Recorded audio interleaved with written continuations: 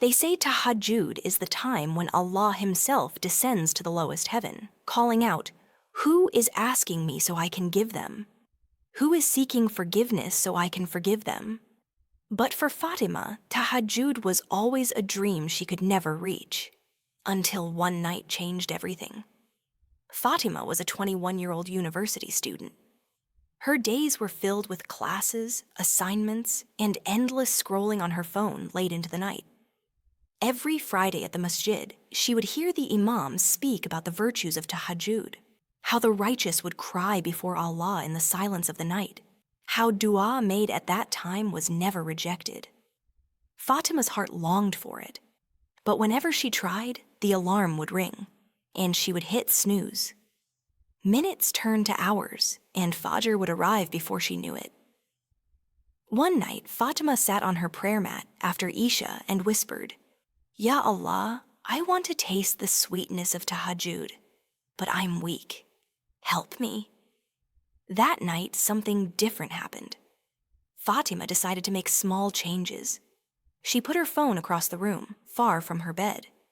She drank water and made wudu before sleeping. And she set her intention. "Ya Allah, wake me up for you."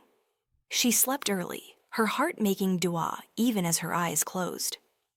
At 3:30 a.m., the alarm rang. Her body felt heavy, her blanket warm. For a moment, Shaitan whispered, "Sleep, you have class tomorrow." But Fatima remembered the Prophet ﷺ's words. She forced herself up, stumbling towards the bathroom. The cold water of wudu hit her face. It woke not only her body, but her soul. Fatima stood on her mat, the world around her silent. Her room, once filled with the noise of notifications, now held only the soft whispers of Quran. She recited slowly, feeling every ayah. For the first time, tears rolled down her cheeks. She wasn't praying because anyone was watching. This was between her and Allah. When she made dua, it was like pouring her heart out to a friend who never leaves. She prayed for her parents, her future, her struggles, and for forgiveness of sins she was too ashamed to mention to anyone else. The next morning, Fatima felt something new, peace. Not the tiredness she expected, but a calm strength. Her day felt lighter, her worries smaller. That night she whispered again before sleeping, "Ya Allah, allow me to stand before you again." And this time, waking up was a little easier.